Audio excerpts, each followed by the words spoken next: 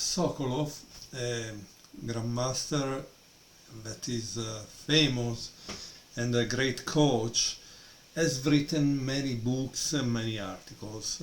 In this case, I can tell you, and not only many books, he has made also videos, I think, for Chess Base, and I honestly learn a lot. When I see the comments to one of the games that he decided to analyze and explain you, I honestly, it's like to eat cheesecake. You feel so full after the game because he has shown you so many concepts. And the same is here in this volume 1, but I also have volume 2 of this series of books because again I think you cannot go wrong in reading the books made by Sokolov. Okay, you will learn, you will learn, you will learn. In any case, this book is made by 9 chapters. There is a final chapter of exercises based on the games given in this book, so you have to remember what you read. The games are explained in details, and in my opinion they are very high level because you must have an idea of the history of the game, in the sense that some games are based on the evolution that chess players have followed from Capablanca to Botvinnik to other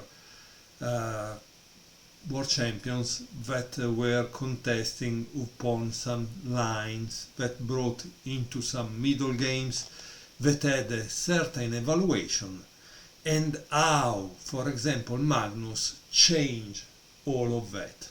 Okay? Now I will show you one of these games, and you then will decide how much you like this kind of book that is really technical, that is really good, but for advanced players in my opinion. The game I want to show you is game 23. It comes from chapter 6, opposite color bishop. White is Carlsen, Magnus Carlsen, and black is a Cordova. It was played on the 42nd Olympiad in Baku in 2016. So Magnus is white, okay? d4, knight f6, c4, e6, knight f3, b6. Honestly, to tell you one thing, you should buy the book because there is a game by Carlsen against Anand in the World Championship in which Sokolov really makes the history of this fighting for the center, and how even Kasparov in his great predecessor consider that idea that Carlsen employs wrong, but the great predecessor was written before, and how Carlsen revolutionized the entire concept.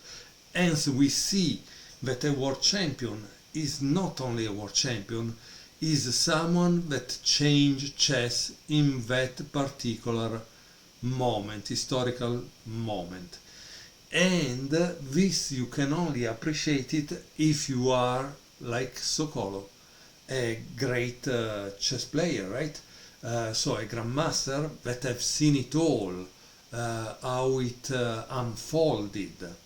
But for us, beginners, amateurs, club players, maybe we don't know that because we have not seen unfolding that particular line. We have not played it at tournament level, at top tournament level, when they were looking for a way to obviously improve or beat the opponent.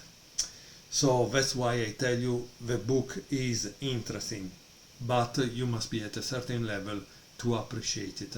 Like wine, probably, right? If you just gulp wine, you will not appreciate it.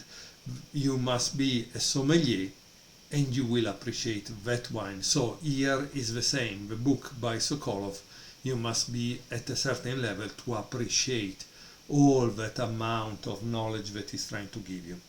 Okay, so it's worth it. In my opinion, it's worth it, but you must be at the right level. G3, bishop b7, bishop g2, bishop e7, castle, castle, knight c3, knight e4, bishop d2, bishop f6, and rook c1. And here there is a diagram. In the diagram he says a well-known position with black having three strategic choices here. A Benoni type structure as in this game. B, a QID. Okay, what is QID? It's queen and what is the isolated let's see. Okay, I was joking. So QID is a Queen Indian Defense. It's based on this, okay? And then there is a KID, the fourth one, C. And notice, QID is a setup as in Kasparov Ponomarev. That is a game that he gives in this book. The C, a KID, the KID, is the King's Indian Defense, which was given as example in Grishuk Gelfand. So at this point you have a choice, a strategic choice to have in as black. What does black choose here is, if he plays d5, it's the Queen Indian Defense. If he plays g6, generally it's for that. Let's see if I'm correct, because I could also not be correct, but it happens, who cares. And yeah, and then there is what he played in the game, that is c5. Okay, c5. Notice that the lines are really long that he gives. Okay, so it's maybe not so easy, and probably it started with a d6, the Kaid. Okay, so what happens after c5? That white can choose what he wants to play, and he plays d5, e takes d5, c takes d5, knight takes d2, knight takes d2, and d6, and this is the Benoni structure. Okay, probably after e4. Okay, so let's see what he says. We have Benoni type pawn structure. Black f6 bishop may look more active than white's bishop on g2. White, however, will push his pawns and take space on the king side. So white continues with knight d e4, bishop e7. This bishop e7, yes, probably made to avoid to lose the bishop pair, but in reality he's telling you something else. He's telling you that he wants to play f5. Okay, so be careful about this.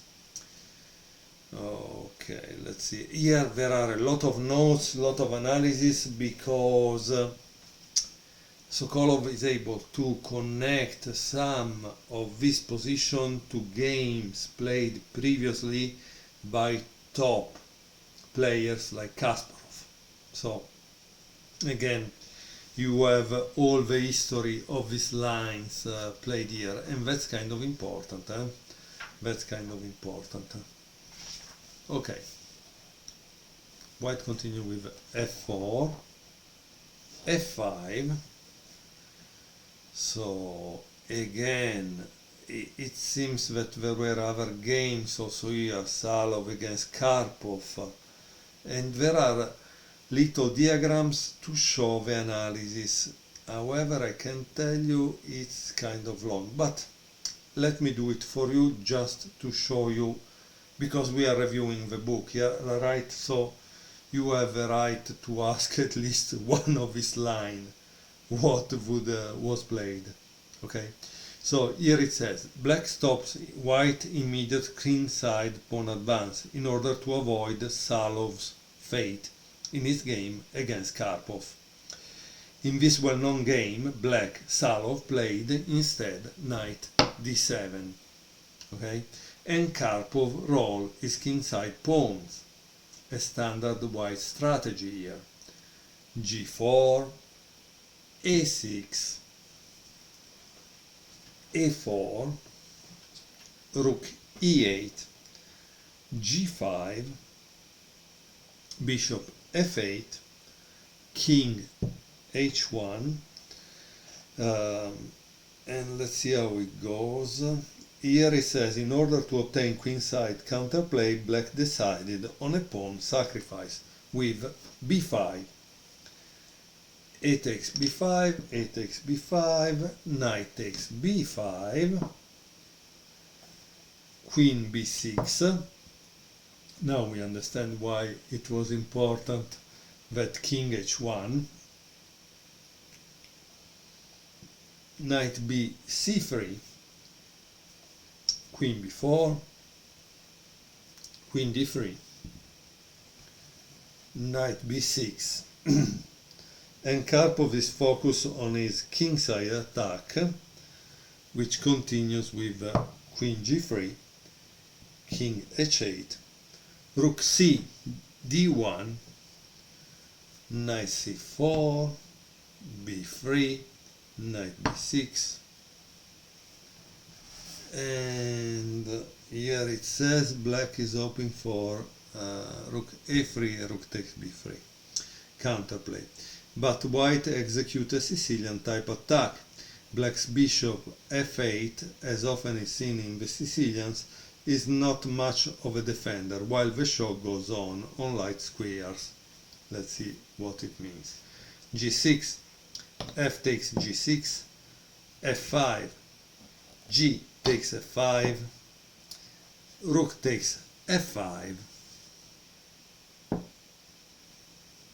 and here there is knight d7, rook d f1, knight e5, rook 5 f4, queen b6, knight g5, knight g6, knight f7, check, king g8, and now comes a beautiful final move, rook takes g6, sorry, queen takes g6. And this was Karpov Anatoly in the time 27-25 against Sokolov, I think Valerie, 2660 in Linares 1993. So we see that Sokolov also show us some beautiful historical games that are the evolution, no? Because it was played knight d7 but it wasn't so good, and instead they changed with f5. Why knight d7 was so good? Because there is this example game. Now you say, however, why this move is not right? Because there is this move that it gives you a checkmate in one, okay? Ta-da! So now let me return back to the position that was f4, f5, and then we will just go to see the rest of the game and enjoy it, understanding what happened in it.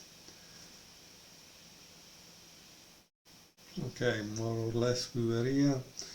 I think, however, that the interesting part of this game was around move 9, when Sokolov call out the fact that from that point on black had three possibilities between Benoni type structure, Queen Indian defense and King's Indian defense, which means that by move 9 how you it's not question of memorizing only the moves, you need what to do in certain pawn structures. You need to be an expert, in a sense, in knowing how to handle them. So that's why this game is really interesting in my opinion. So f5, indifferently from knight d7 that lost against Karpov. And let's see how it continues. Knight f2, bishop a6, a4, bishop f6, rook e1, I'm pinning this, knight d7, e3, and rook b8. Just like in the other given games, white will look for his chances on the king side by means of a pawn push. Try to use his pawn majority there. Queen c2, g6, because obviously attack this, knight b5, bishop takes b5, a takes b5, and bishop g7. And here Sokolov says, an opposite color bishop position. White wants to improve his bishop's activity by opening the the h3, c8 diagonal. Black will fight for the dark squares, trying to utilize his own bishop. An interesting strategic fight will ensue. Okay, let's see what happens. Bishop h3. In the case of e4, bishop d4, okay?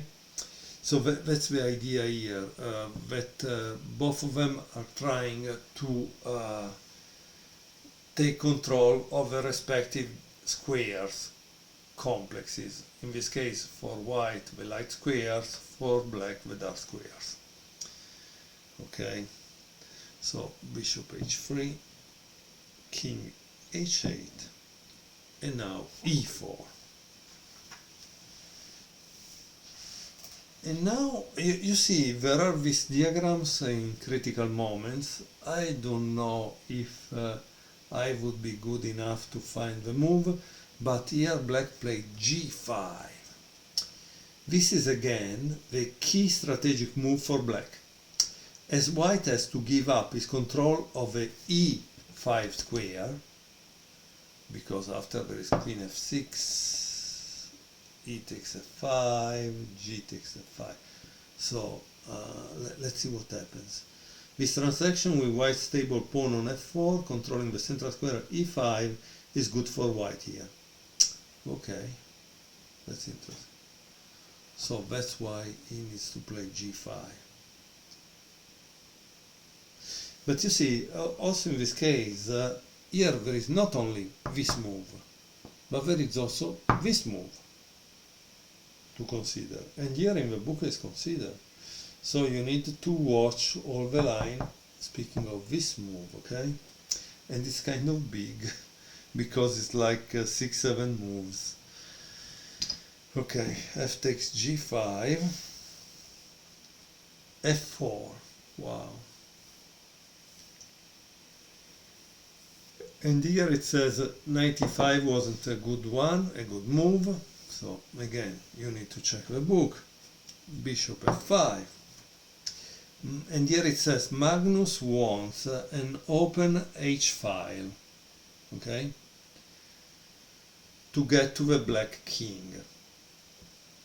And here it shows the line that Magnus is thinking to play, okay? Okay, let's see what happens. F takes g3. And knight h3.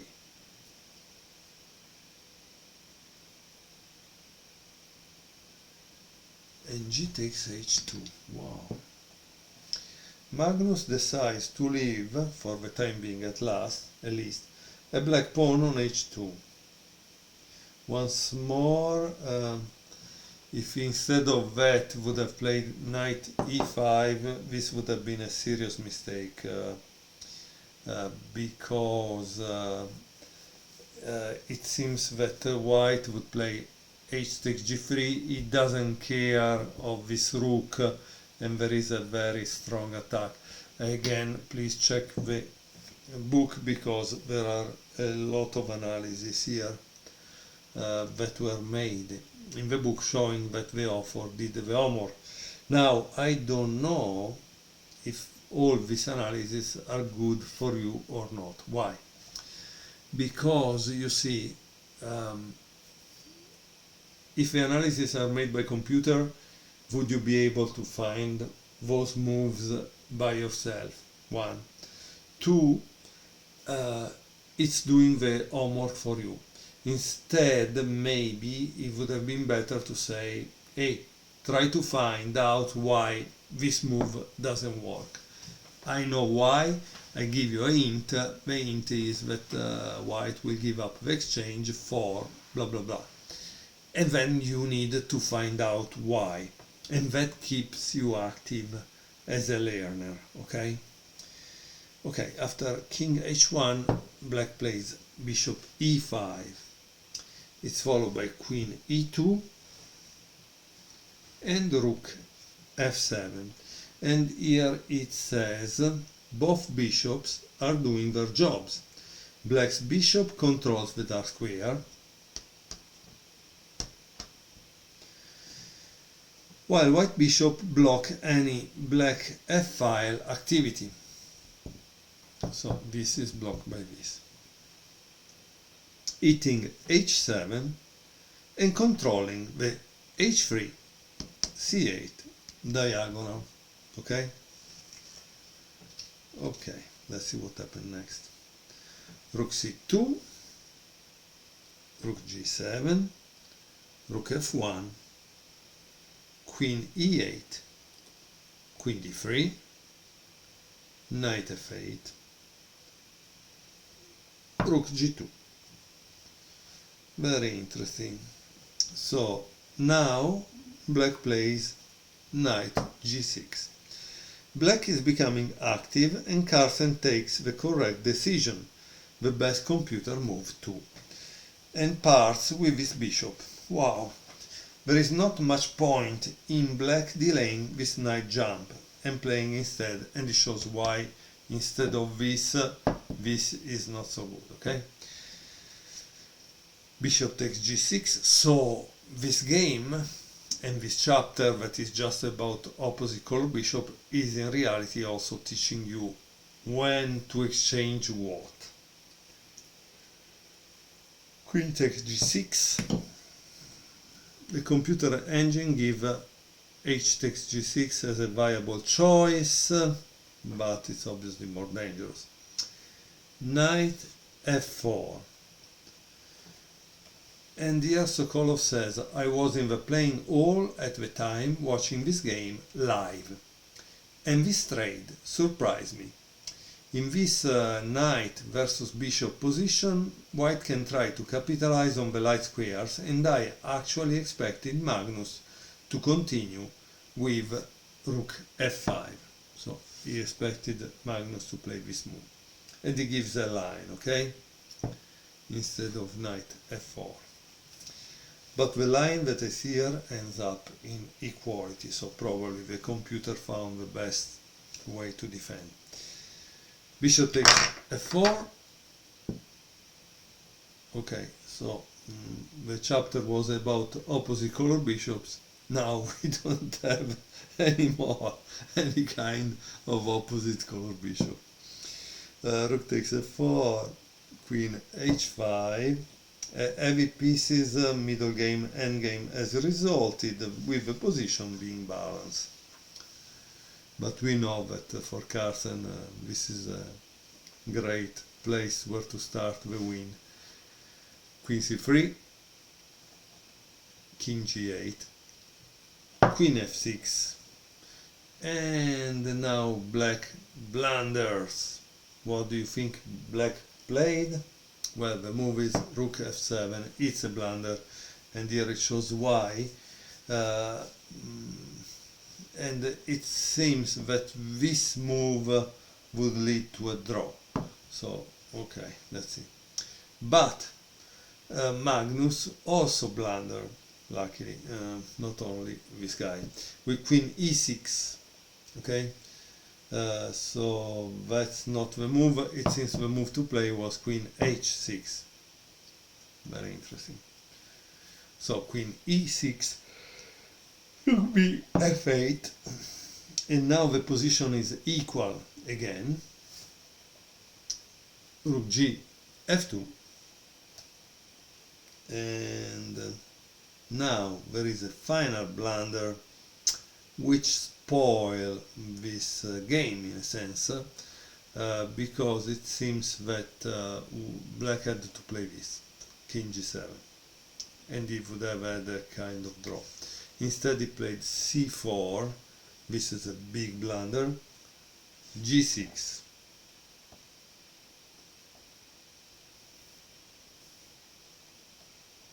queen d1 check, and rook f1, and our friend black resign. Why black resign? Because as you can see, he's in a kind of bad situation. No, this is pin, that is gonna get the queen. I don't know, I don't think he's winning here, right? Very interesting game. It's just 41 moves, but we see in the end game black blundered and damaged and destroyed his position. Again, this is Chess Middle Games Strategies by Ivan Sokolov, Volume 1.